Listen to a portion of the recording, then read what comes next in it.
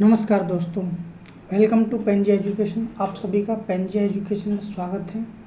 आज 2020 question series का episode number 2 है। इसमें आपको हम 20 क्वेश्चन कराएंगे और उनको अच्छे से समझेंगे और कंप्लीट करेंगे। ये सारे क्वेश्चन नए क्वेश्चन हैं, तो इन क्वेश्चनों को अच्छे से देखना है आपको, जो आपके सभी एग्ज़ामों के लिए बहुत ही इम्पोर्टेंट है। जो भी इलेक्ट्रिकल से संबंधित जितने भी एग्ज़ाम हैं, उन सभी से ये क्वेश्चन सभी एग्ज़ामों से संबंधित हैं। तो वीडियो स्टार्ट करने से पहले आप वीडियो को लाइक, शेयर और सब्सक्राइब ज़रूर करें। चैनल को सब्सक्राइब ज़रूर करें। तो चलो स्टार्ट करते हैं वीडियो। हमारे पास पहला क्वेश्चन है, consist two plates separated by a dielectric and can store charge।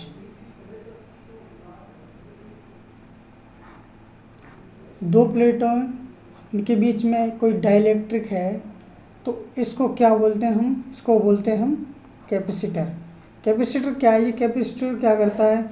ये चार्ज को स्टोर करता है दो प्लेटों के बीच में। तो कैपेसिटर को क्या बोल सकते हैं? Consist to plate separated by dielectric can be store एक चार्ज। इस चार्ज को स्टोर करता है और दो प्लेट हैं इसके पास, तो यहाँ पे क्या आ जाएगा? कैपेसिटर। क्या जाएगा? कैपेसिटर। Next question. अब इसमें इंडक्टर पता ही हमें, इंडक्टर को कैपेसिटर को रिप्रेजेंट किससे करते हैं? सी से करते हैं। इसकी यूनिट क्या होती है? फैराड होती है। इंडक्टर को रिप्रेजेंट किससे करते हैं? एल से करते हैं। इसकी यूनिट क्या होती है?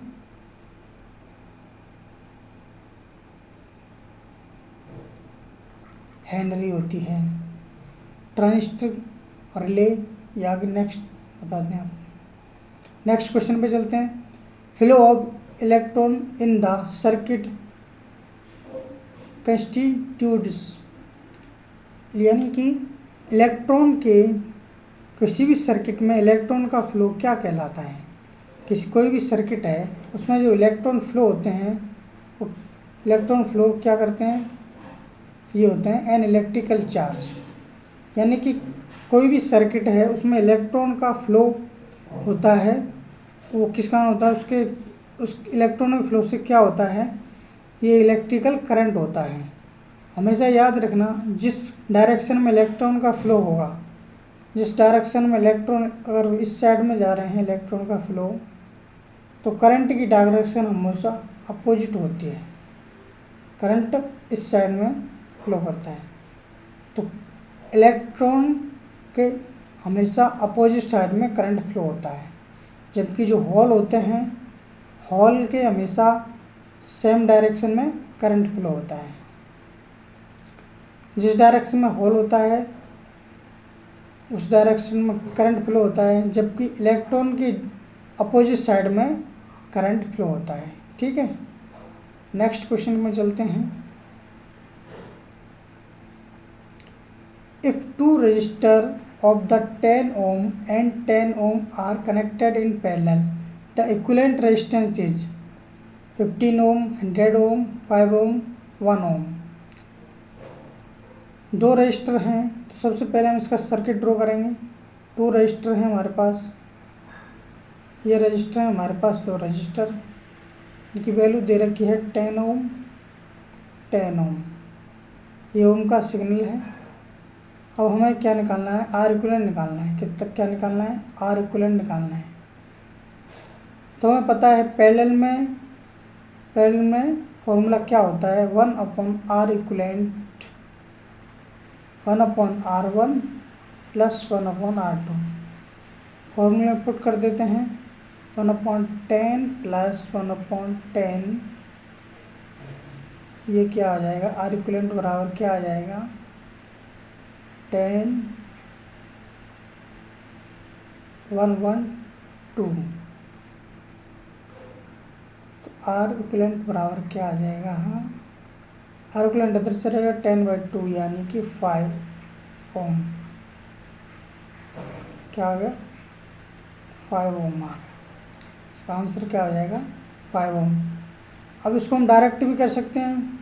डायरेक्ट आर इक्विवेलेंट का फॉर्मूला और दो R1 R2 दे रखे हैं, पैरेलल में है हमारे पास, तो डायरेक्ट फार्मूला होता है R1 multiply R2 upon R1 plus R2। इस फॉर्मूले में पुट करेंगे तो आर इक्विवेलेंट डायरेक्ट निकल आएगा 10 मल्टीप्लाई 10 10 प्लस 10, यहाँ से आ रहा है 100/20, ये भी कितना आ रहा है 5 ओम। आर इक्विवेलेंट इक्वल टू 5 ओम। एक और डायरेक्ट ये भी कर सकते हैं, और हमारे पास सेम रेजिस्टेंस है, दो सेम रेजिस्टेंस हमारे पास,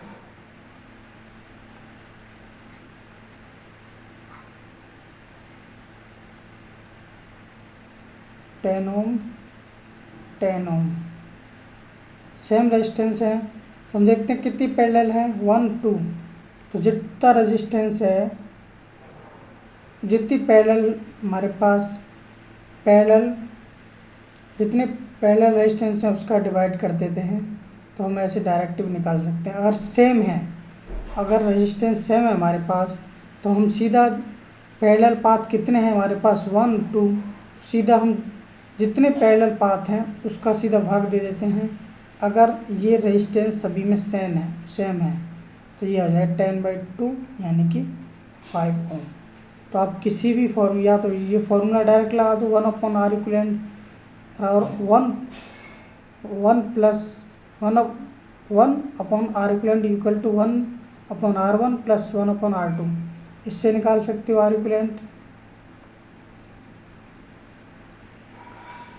या इससे निकाल सकते हो। और दो वैल्यू दे रखी हैं अलग अलग, सेम वैल्यू दे रखी हैं, तो जितने पैरेलल पाथ हैं उसका हम डिवाइड कर देते हैं, हम डायरेक्ट भी निकाल सकते हैं। तो जैसा आपको अच्छा लगे आप ऐसे कर सकते हैं, ठीक है। तो यहाँ पे हमने पैरेलल पाथ के आर इक्विवेलेंट के निकाल दिए हैं। अगर रेजिस्टेंस सीरीज में होता है तो हम सीरीज में आर इक्विवेलेंट निकालने के लिए क्या करते हैं, सिंपल सीरीज में ऐड करते जाते हैं R1 plus R2 plus R3। क्या होता है सीरीज में, क्या होता है R1 plus R2 plus R3 dot dot dot चलता रहता है। अगर रेजिस्टेंस सीरीज में है तो डॉट Rn था, ठीक है। नेक्स्ट क्वेश्चन पे चलते हैं। Which of the following is essential for reciprocity theorem to be applicable, यानी कि रेसिप्रोसिटी थ्योरम किस में एप्लीकेबल होती है, रेसिप्रोसिटी थ्योरम किस चीज़ में एप्लीकेबल होती है। तो सबसे पहले रेसिप्रोसिटी थ्योरम के लिए क्या होना चाहिए, लीनियर होना चाहिए, सही बात है, लीनियर होना चाहिए हमारे पास। बाइलेटरिज्म भी होना चाहिए, सही बात है। ये थ्योरम होती क्या है, इसमें क्या होता है, कोई भी सर्किट दे रखा है, इधर कोई भी सर्किट है, ये कोई भी नेटवर्क है, इसके अंदर हमें उससे कोई मतलब नहीं है। यहाँ पे हमारे पास कोई सोर्स है, माना कि वोल्टेज सोर्स मान लो, इधर करंट सोर्स है,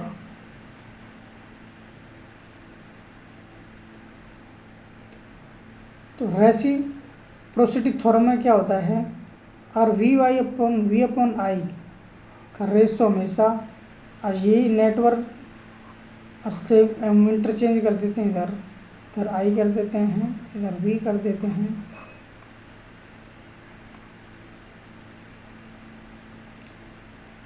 इसको हम V1 बोलते हैं, इसको I1 बोलते हैं, इसको I2 बोलते हैं, इसको I3 बोलते हैं, I2 V2 बोलते हैं। तो V1 अपॉन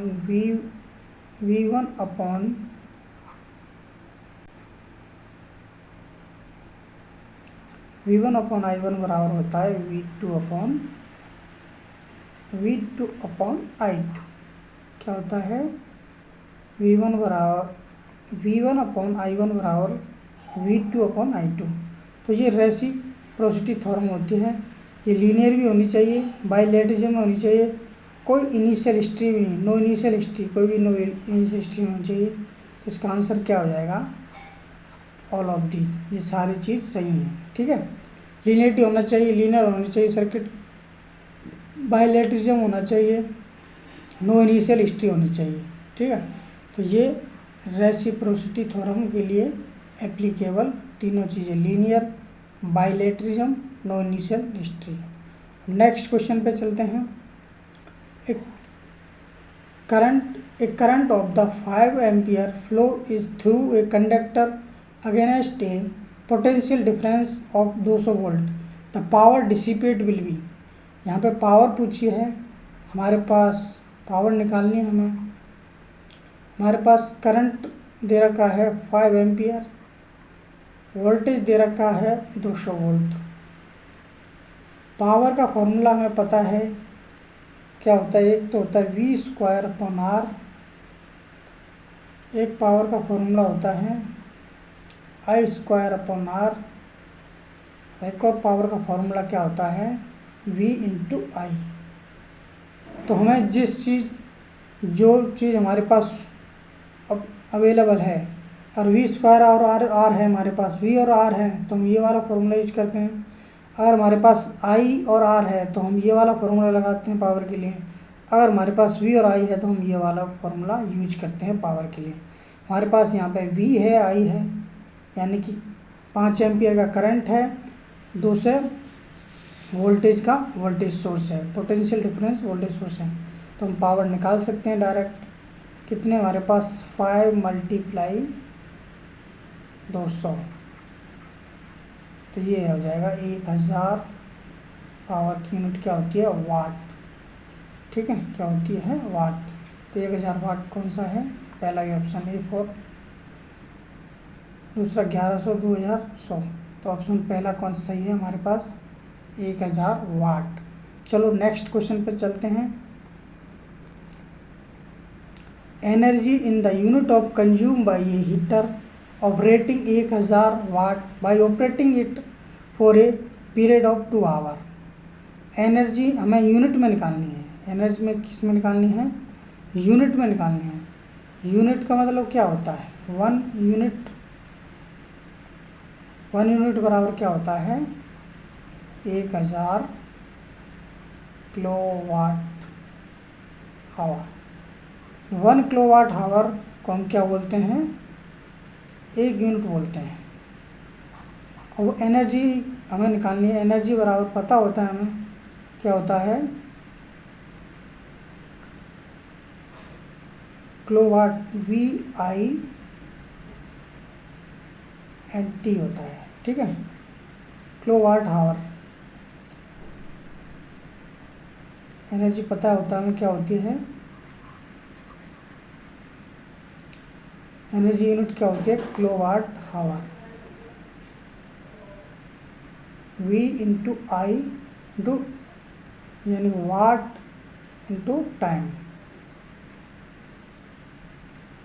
टाइम कितना है हमारे पास, अब यहाँ पे हम फॉर्मूले में सीधा लिख सकते हैं, एनर्जी बराबर क्या होती है, वाट इंटू टाइम। तो ये बराबर लिख सकते हैं हम, कितना है, 1000 वाट मल्टीप्लाई 2 आवर। तो एनर्जी कितनी आ रही है, 2000 वाट। हमें पता है 1000 वाट बराबर 1 यूनिट होता है, तो 2000 वाट बराबर कितने होंगे, 2 यूनिट। तो एनर्जी क्या आ गई, VIT। एनर्जी बराबर वाट, VI की यूनिट वाट होती है, वाट मल्टीप्लाई T। टाइम दे रखा है हमारे पास 2 आवर। वाट दे रखे हमारे पास 1000। टोटल 2000 वाट, 2000 वाट आ जाएंगे, वाट आवर, 2000 वाट आवर। तो ये कितने आ गए, 2 यूनिट आ गए। 1 यूनिट बराबर होते हैं 1000 वाट आवर। ठीक है,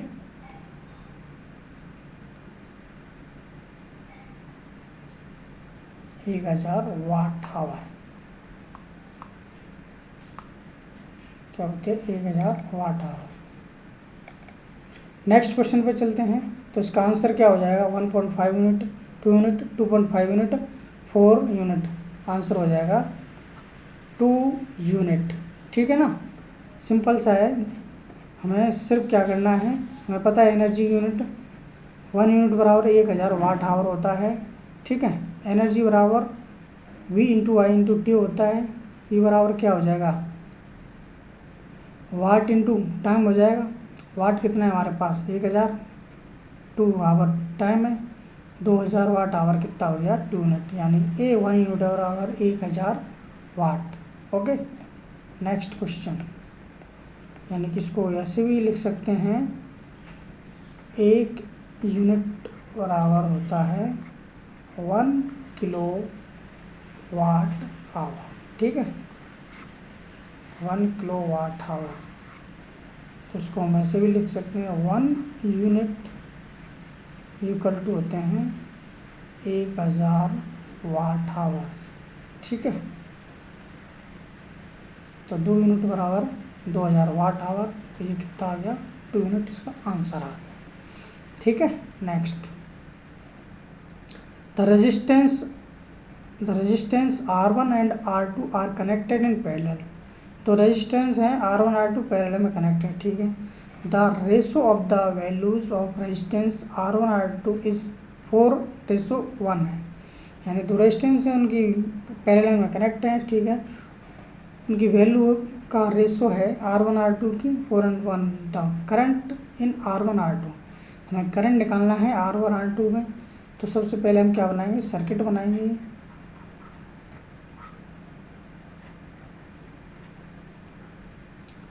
एक रेजिस्टेंस R1 है, एक रेजिस्टेंस R2 है, ये दोनों पैरेलल में हैं। इसमें करंट I1 होगा, इसमें करंट I2 होगा, ठीक है। यहाँ से मान लो I करंट जा रहा है। अब हमारे पास रेजिस्टेंस दे रखे हैं R1 रेशो R2 बराबर 4:1। हमें निकालना क्या है, हमें I1 I2 का रेशो निकालना है, I1 और I2 का रेशो निकालना है। तो I1 I2 का रेशो निकालना है, तो डायरेक्ट अब निकाल लो। हम जानते हैं ये करंट डिवीजन रूल, I1 बराबर क्या होता है, I1 बराबर क्या होता है R2I R1 plus R2। I2 बराबर क्या होता है I2 बराबर क्या होगा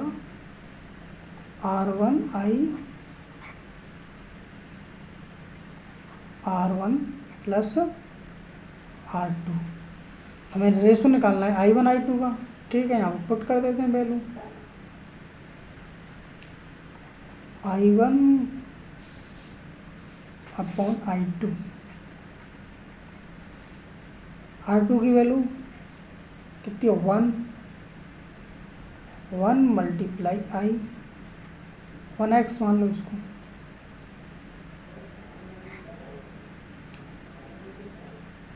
फोर और 1 5x हो जाएगा यहाँ पे,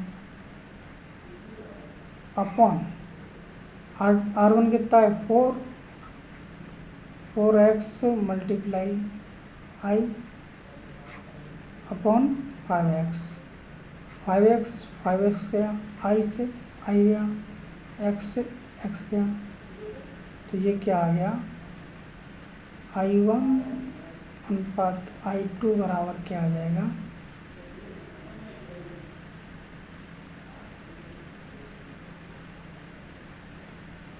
1:4। क्या आ जाएगा 1:4। यहाँ से 1 ऊपर रह गया, 4 नीचे रह गया, तो कितना आ जाएगा 1:4, ठीक है। हम ऐसे भी कर सकते हैं इसको डायरेक्ट, V बराबर IR होता है, पैरेलल में वोल्टेज कांस्टेंट रहता है, तो I निकालना है, तो I इनवर्सली प्रोपोर्शनल टू क्या हो जाएगा रेजिस्टेंस, यानी कि जो रेजिस्टेंस का अनुपात होगा उसके अपोजिट करंट का रेशो निकल आएगा। यहाँ पे R1 R2 का है 4:1 है, तो करंट का क्या हो जाएगा 1:4। हम डायरेक्ट ऐसे भी कर सकते हैं, अगर ये वाली प्रोसेस नहीं यूज करें करंट डिवीजन वाला, तो डायरेक्ट V बराबर IR है। पैरेलल में हमको पता होता है वोल्टेज क्या रहता है, सेम रहता है। वोल्टेज सेम रहता है तो आई इनवर्सली प्रोपोर्शनल किसको आ जाएगा, वी कांस्टेंट है तो आई इनवर्सली प्रोपोर्शनल 1/r होगा। नेक्स्ट ठीक है ना, 1/r होगा। तो हम क्या करेंगे, सिंपल सा इसको यूज करके डायरेक्ट कर सकते हैं। अगर R1 R2 का रेशो 4/1 है तो I1 I2 का रेशो 1/4 हो जाएगा। तो डायरेक्ट ऐसे भी कर सकते हैं, ठीक है ना। तो आप जो चाहो वैसे कर सकते हैं। चलो नेक्स्ट क्वेश्चन पे करते हैं। Which of the following is the active element of the circuit, register, inductor, capacitor, ideal current source. इनमें से कौन सा एक्टिव एलिमेंट है। तो एक्टिव एलिमेंट पता है हमको क्या होता है, वो क्या होता है, पिछली क्लास में पिछले वाले क्वेश्चन किया तक क्या होता है, ये सप्लाई करता है। क्या करता है, सप्लाई एनर्जी करता है। तो रेजिस्टेंस नहीं करता, ना ही इंडक्टेंस, ना ही कैपेसिटेंस। तो ये तीनों तो क्या हैं, पैसिव एलिमेंट हैं। ये तीनों क्या हैं, पैसिव एलिमेंट हैं।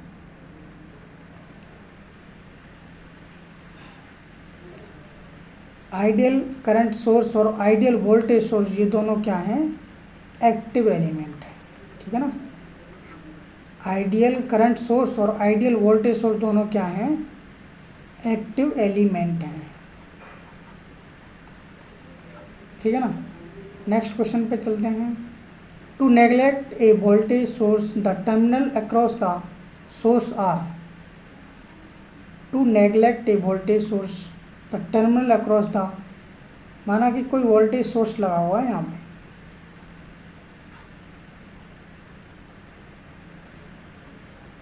ये वोल्टेज सोर्स है। अगर हम उसको नेगलेक्ट करेंगे तो क्या होगा, और वोल्टेज सोर्स को नेगलेक्ट करना है तो हम क्या करते हैं, इसके सीधे जो इंटरनल रेजिस्टेंस है उसमें चेंज कर देते हैं, ठीक है ना। तो इंटरनल रेजिस्टेंस में चेंज कर देते हैं।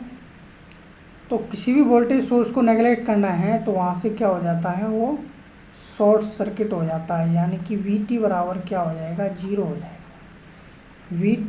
V के बराबर क्या हो जाएगा, 0 हो जाएगा।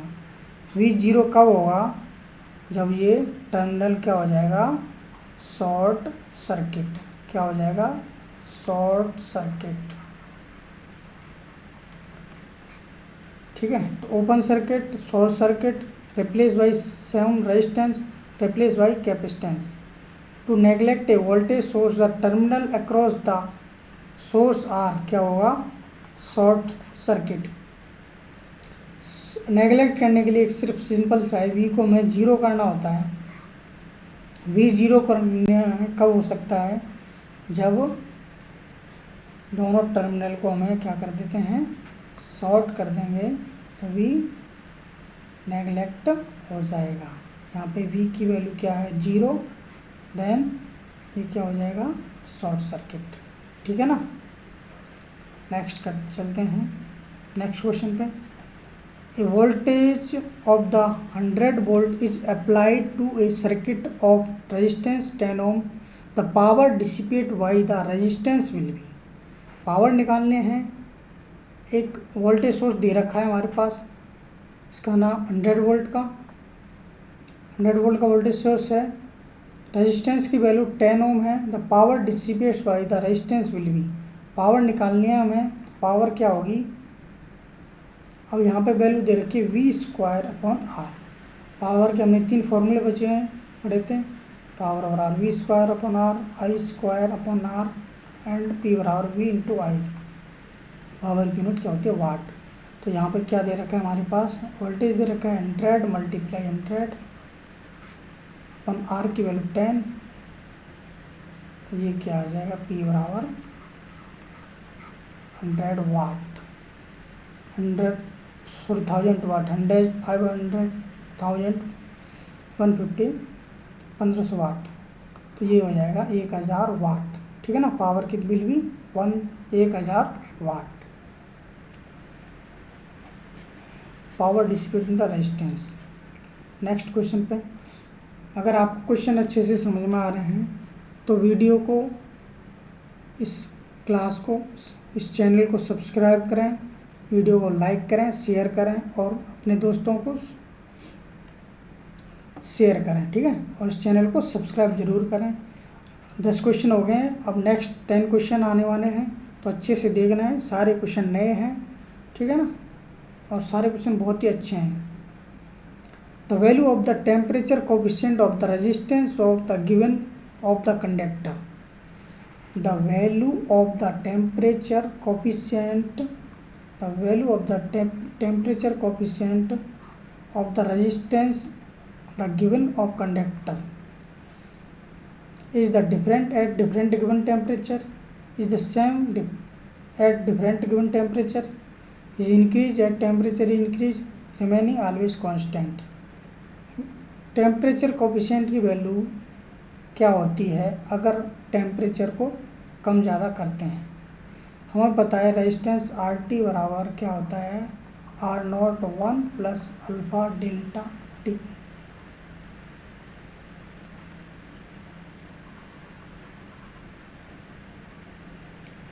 आर टी बराबर क्या होता है, R naught 1 plus alpha delta T. Delta T क्या है, यहाँ पे टेम्परेचर है, अल्फा टेम्परेचर कोफिशिएंट है। तो ये क्या होती है, is the different at different given temperature. क्या होती है, ये होती है डिफरेंट होती है गिवन टेम्परेचर पर। ठीक है ना, कोई टेम्परेचर है उस पर दे रखा है तो ये वैल्यू क्या होती है, डिफरेंट होती है। ठीक है ना,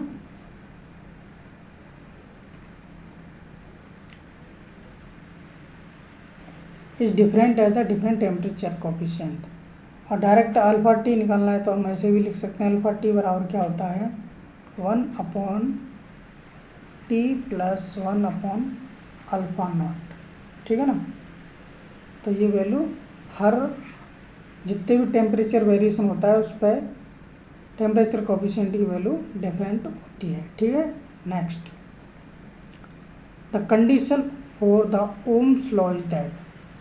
the condition for the Ohm's law, Ohm's law के लिए कौन सी कंडीशन है, तो ओम्स लॉ में पता है V बराबर क्या होता है, IR। ये क्या है, ओम्स लॉ है। ठीक है, तो इसके लिए क्या कंडीशन होती है, the temperature should be remain constant. सही बात है। The ratio V/I should be constant, the temperature should be very, the current should be proportional to voltage. तो हमें ओम्स लॉ के लिए टेम्परेचर और प्रेशर हमेशा कांस्टेंट रखते हैं। तो सबसे पहले क्या है, the temperature of should be remaining constant. क्या होना चाहिए, temperature should be remaining constant. Temperature को क्या होना चाहिए, कांस्टेंट होना चाहिए। ठीक है, temperature should be constant. Next question,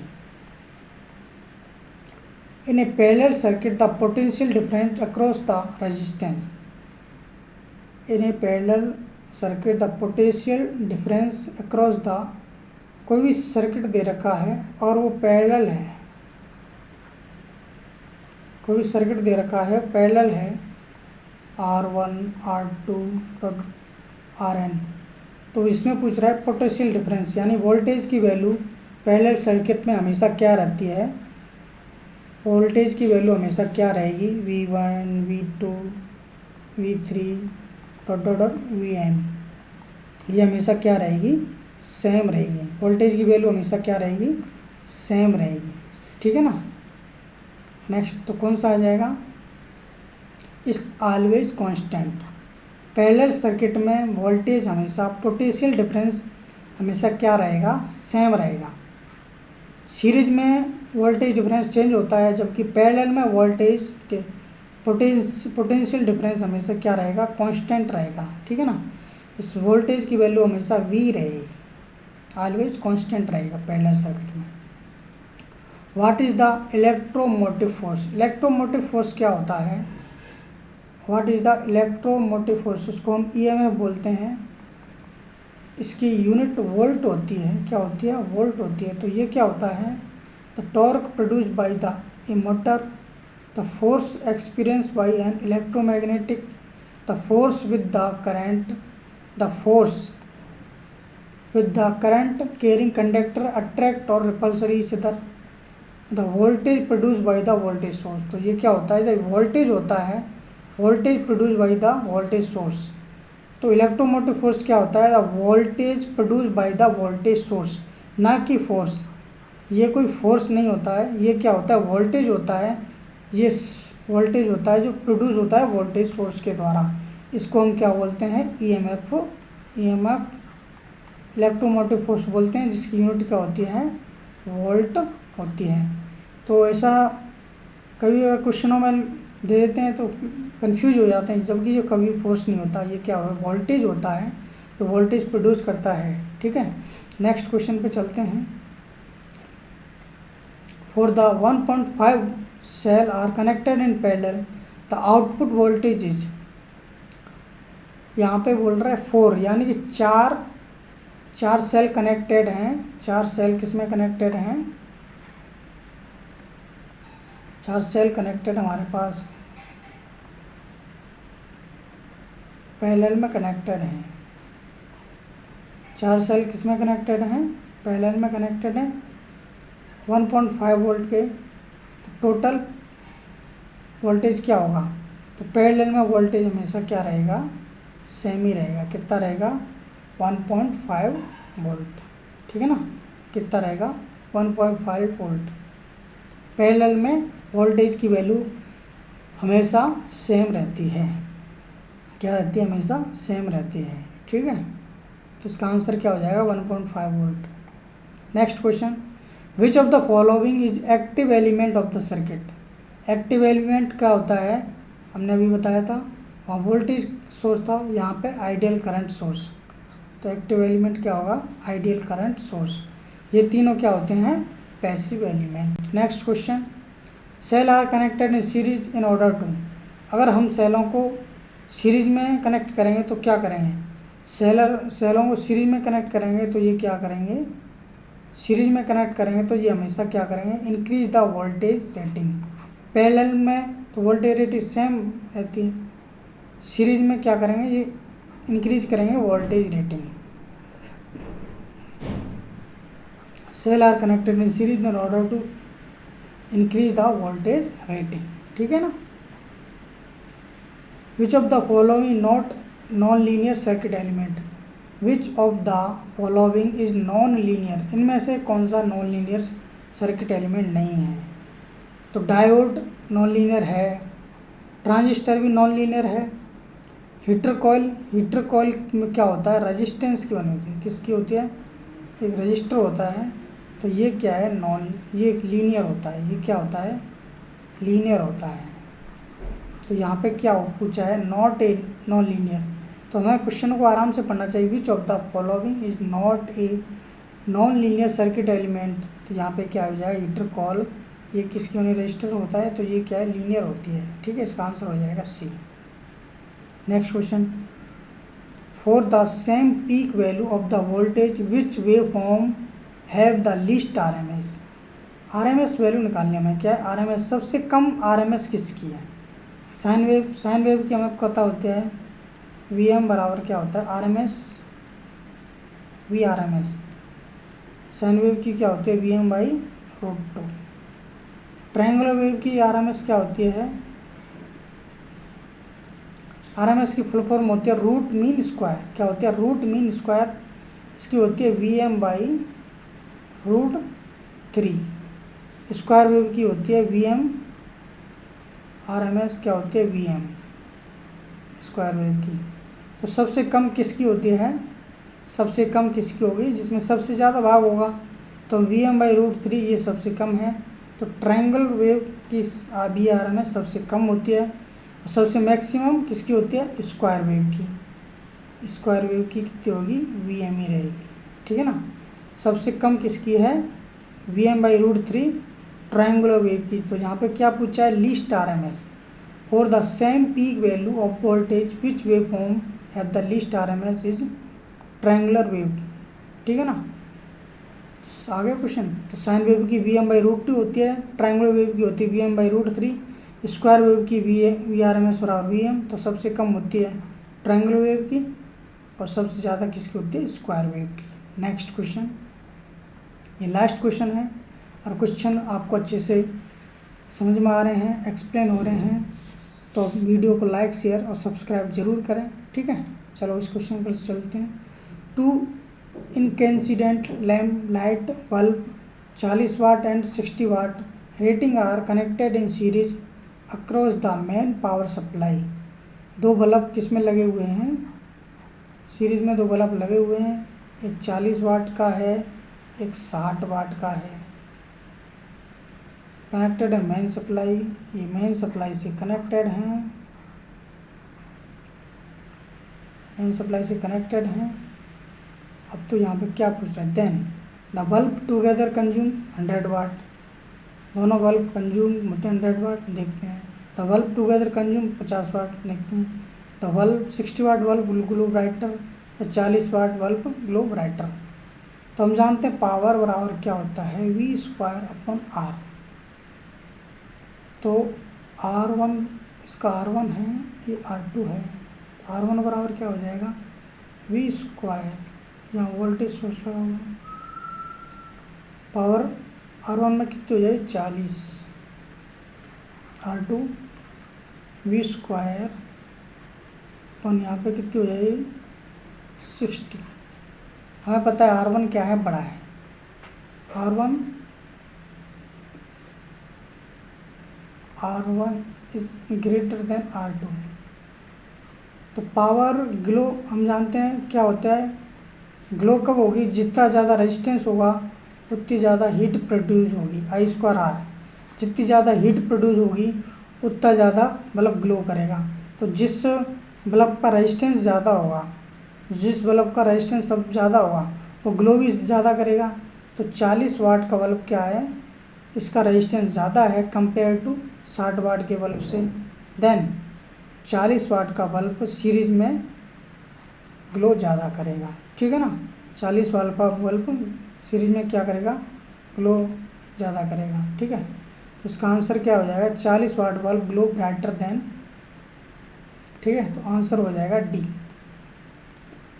अब पावर कंज्यूम, सीरीज में पावर कंज्यूम करनी है तो टोटल पावर निकालने के लिए क्या करते हैं, सीरीज में और दो हैं तो वही P1 × P2/T1 + P2 करते हैं।